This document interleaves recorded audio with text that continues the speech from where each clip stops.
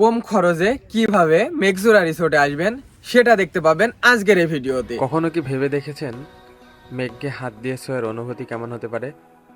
চারপাশে সবুজে ঘেরা সারি সারি পাহাড়, মাথার উপর দিয়ে ভেসে চলা শুভ্র মেঘের দল, আর চোখ যতদূর যায় শুধু মাতামোহরী নদীর অপরূপ সৌন্দর্য। কথা বলছি বান্দরবান জেলার আলীকদম উপজেলার পাহাড়ের উপরে থাকা এক মেঘের বাড়ি থেকে, যেটি মেঘজোড়া হিল রিট্রিট নামে পরিচিত। আজকের ভিডিওতে আপনাদের দেখাবো এই স্বপ্ন পূরণের মতো জায়গায় কিভাবে আসবেন, কোথায় থাকবেন, কি খাবেন, রিসোর্ট ভাড়া কেমন হতে পারে, এছাড়া সব কিছু নিয়ে বিস্তারিত জানাবো এই ভিডিওতে। কথা দিচ্ছি আজকের ভিডিওটি পুরোটা দেখলে মেঘজোড়া হিল রিট্রিট ভ্রমণের আদ্যপাদ্য খুব সহজেই বুঝে যাবেন। আর চ্যানেলে নতুন হয়ে থাকলে ফলো করতে ভুলবেন না। তো চলুন শুরু করি।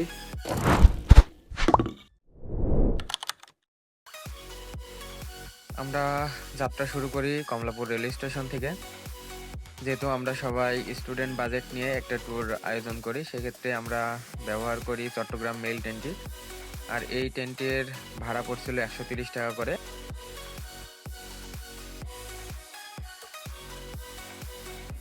শহরের কোলাহল ছেড়ে কংক্রিটের দেওয়াল পেছনে ফেলে যখন মন ছুটে যায় প্রকৃতির কাছে, তখন পথ এসে মিশে যায় পাহাড়ের দেশে। চট্টগ্রাম থেকে আমরা চকরিয়াতে 160 টাকা করে ভাড়া দিয়ে বাসে উঠি এবং 11 জন মিলে একটা চাঁদের গাড়ি রিজার্ভ করে আমরা রওনা দিই মেঘে ঢাকা পাহাড়, নির্জন পথ আর নিস্তব্ধতার মাঝে লুকিয়ে থাকা এক অনন্য সৌন্দর্যের উদ্দেশ্যে।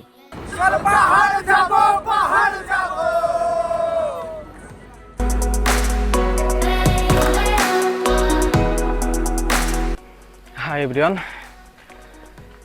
পাহাড়, মেঘ আর নীরবতার এক অনন্য রাজ্যে আপনাদের সবাইকে স্বাগতম। প্রথম ঝিড়ির কাছাকাছি চলে আসছি আমরা। এই যে ঝিড়ির পানি ব্যবহার করা যায়। এখন পানি অনেক কম থাকার কারণে ঝিড়িতে পানি খুবই কম।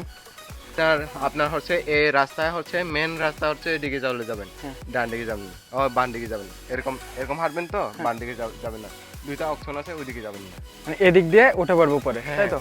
ওই যে মারুক ভাই ওদের সাথে যান। ঠিক আছে, তাহলে দেখা হবে। ঠিক আছে, ওকে। দেখতে পাচ্ছেন আমাদের গন্তব্যস্থল ওই যে ওখানে আমরা উঠবো। প্রায় 1 ঘন্টা ট্রেকিং করতে হবে এখন আমাদের। সুন্দর ঝিরি পথ, ট্রেকিং চলমান। 1 ঘন্টার বেশি ট্রেকিং চলছে আমাদের মেঘজোড়া রিসোর্টে ওঠার জন্য। আসলে পাহাড়ে যে কত সৌন্দর্য লুকিয়ে থাকে চারিদিকে, সেটা আমরা পাহাড়ে না আসলে বুঝতে পারতাম না। তো এখনও আমাদের বেশ অনেক দূর পথ পাড়ি দিতে হবে। আসলে পাহাড়ে ট্রেকিং খুবই কষ্টের। যারা প্রথমবার ট্রেকিং করবেন তারা খুবই সতর্কভাবে ট্রেকিং করবেন। আমরা ইতিমধ্যে 4 নম্বর ঝিরি পার করছি। এখন আর হয়তো আধা ঘন্টা মতো ট্রেকিং দিলে আমরা আমাদের গন্তব্যস্থলে পৌঁছে যাব।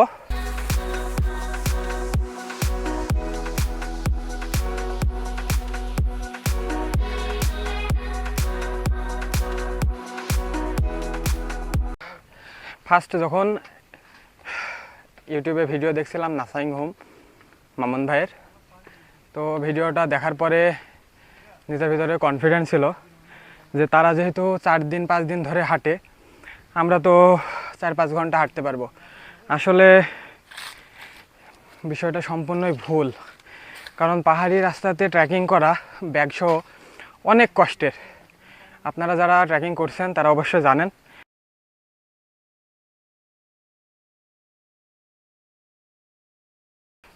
এখানে ট্রেকিং বাদে 2ভাবে আপনার উপরে উঠতে পারবেন। বাইকের মাধ্যমে ওঠা যায়, ওই পাশ দিয়ে রাস্তা আছে মারাঙ্গাতংয়ের, ওটা দিয়ে আর কি যাওয়া যায়। জনপ্রতি 150 টাকা করে পড়ে। কি অবস্থা বল দিনি? খুবই ভয়াবহ বন্ধু। তুই দেখ, আমরা নিজেদের শরীরই ক্যারি করে নিয়ে যেতে পারছি না, সেখানে ব্যাগ, নিজের আসবাবপত্র, প্রয়োজনীয় জিনিস, মানে একদমই অসম্ভব কষ্টকর। আমি কাউকে আসার জন্য আসলে আহ্বান জানাতে পারবো না। মোটামুটি ট্রেকিং শুরু করছিলাম 12টার দিকে, এখন বাজে 1:30। 1.5 ঘন্টা ধরে হাঁটতেছি।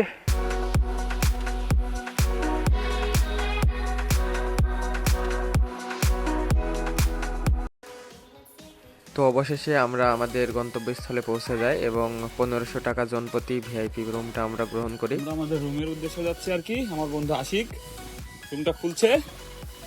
ও যদি কখনো মনটা ক্লান্ত হয়ে যায়, যদি নিজেকে একটু সময় দিতে চান, তাহলে আলীকদমের মেঘজোড়া রিসোর্ট আপনাকে হতাশ করবে না। মেঘজোড়া রিসোর্ট কোনো 5 স্টার হোটেল না, কিন্তু এখানে আছে শান্তি, আছে প্রকৃতির আসল ছোঁয়া। যারা নিরিবিলি সময় কাটাতে চান তাদের জন্য এই জায়গাটা একদম পারফেক্ট। তো আমরা এখানে আসার পরে দুপুরের খাবারটা খাচ্ছি। দুপুরের খাবারের জন্য আমাদের রাখছে ডাউল, মুরগির মাংস, ভাত এবং আলু ভর্তা। তো আমরা এখানে খাবারগুলো খাবো এবং খাবারের রিভিউটা অবশ্যই আপনাদের মাধ্যমে দেব, যে আপনারা এসে এখানে কেমন খাবার পাবেন। সুন্দর দুপুরের একটা প্যাকেজ, আর এর সাথে এখানে রাখছে আছে পেঁয়াজ আর কাঁচামরিচ।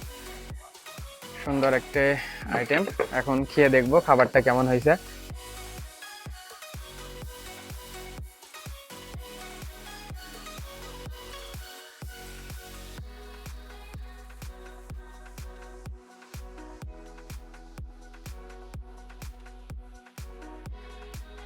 তো আমরা দুপুরের খাবার শেষ করে একটু বিশ্রাম নিই। এখানে আমরা যেটা প্রিমিয়াম কটেজ নিয়েছিলাম, আপনারা চাইলে জুম ঘরও নিতে পারেন, যেটা খরচ পড়বে 1100 থেকে 1200 টাকার ভিতরে। সেখানেও 3 বেলা খাবারের প্যাকেজ থাকবে। আমাদেরও 3 বেলা খাবারের প্যাকেজ ছিল। রাকিব আছে ব্রো, মেঘ অলরেডি পিছনের দিকে সব জমা হওয়া শুরু হয়ে গেছে। মেঘজোড়া রিট্রিট মানেই বিলাসিতা নয়, এটা প্রকৃতির সঙ্গে মিশে থাকার এক সুন্দর চেষ্টা। পাহাড়ের ঢালে ছোট ছোট কটেজ, সামনে অসীম সবুজ আর মেঘে ঢাকা আকাশ।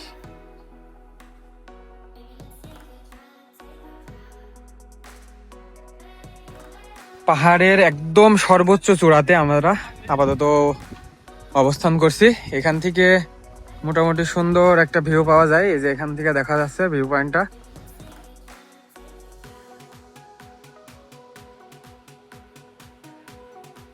রাতে আমাদের খাবারের মেনুতে ছিল বারবিকিউ, 3টা পরোটা এবং সস। তো আমরা খাবার শেষ করে সকালের জন্য অপেক্ষা করি। সকালের সূর্যটা কিভাবে পাহাড়ের কোল ঘেঁষে উঠে আসে এবং পাহাড়ের আসল সৌন্দর্য সকাল থেকেই শুরু হয়। সকালের আলোটা এখানে অন্যরকম। সূর্যটা পাহাড়ের আড়াল থেকে ধীরে ধীরে উঁকি দেয়, আর মেঘগুলো তখনও ঘুম ভাঙেনি। এখানে সকালে দাঁড়িয়ে মনে হয় জীবনটা খুব সহজ, খুব সুন্দর। কোনো তাড়া নেই, কোনো কোলাহল নেই, শুধু প্রকৃতি আর নিজের সঙ্গে একটু সময়। এই সকালটাই আলীকদমের সকল সৌন্দর্য। এই সকালটাই মেঘজোড়ার রিট্রিটের সবচেয়ে দামি উপহার। সকালের সূর্যটা এখানে তাড়াহুড়ো করে না, পাহাড়ের আড়াল থেকে ধীরে ধীরে আসে, আর মেঘগুলো কখনো পাহাড়ের গায়ে জড়িয়ে থাকে। মেঘ আর আলো মিলে প্রকৃতি যেন নতুন করে আঁকা হয়। সকালের এই মুহূর্তে কোনো ফোনের নোটিফিকেশন নেই, কোনো কোলাহল নেই, শুধু পাহাড় আর মেঘ আর নিজের সঙ্গে একটু সময়। এই একাকিত্ব ভয় লাগায় না, বরং মনটা ভরিয়ে দেয়। দিনের শুরু যদি এমন হয়, তাহলে দিনটা কতটা সুন্দর হয়। মেঘজোড়া রিট্রিটের সকাল আমাদের মনে করিয়ে দেয়, সুখ আসলে অনেক সহজ যদি প্রকৃতির কাছাকাছি থাকা যায়। এই সকালটা শুধু দেখার জন্য না, এই সকালটা অনুভব করার জন্য। এখানে দাঁড়িয়ে মনে হয় জীবনটা আসলে খুব বেশি চাওয়ার কিছু নাই, শান্তি একটু হলেই যথেষ্ট। সকালের আলো বাড়তে থাকলে পাহাড়ের রং বদলাতে শুরু করে, সবুজ আরও গভীর হয়, মেঘগুলো ধীরে ধীরে সরে যায়, আর দিনটা শুরু হয় নতুন করে। মেঘজোড়া রিট্রিটের সকাল শুধু একটা দৃশ্য নয়, এটা একটা অনুভূতি, যেটা ক্যামেরায় বন্দি করা যায়, কিন্তু পুরোটা বোঝা যায় শুধু এখানেই আসলেই।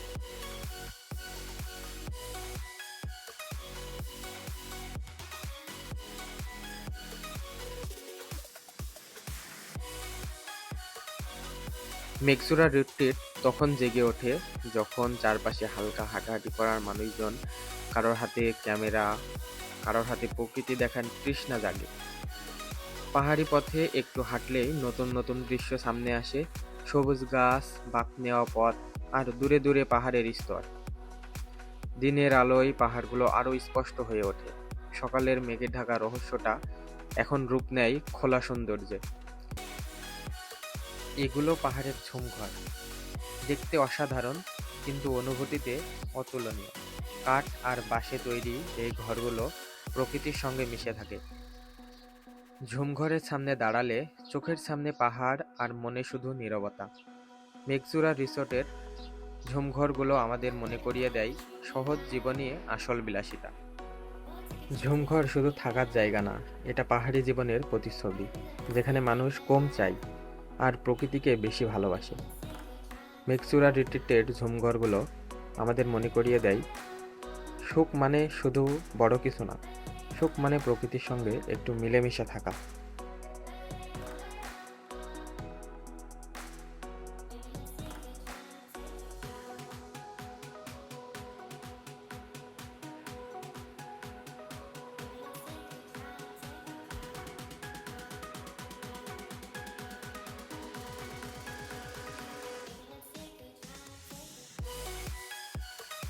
এখন একটা জুম ঘর থেকে ভিডিও করছি, পিছনে সুন্দর একটা ভিউ আসছে এখান থেকে।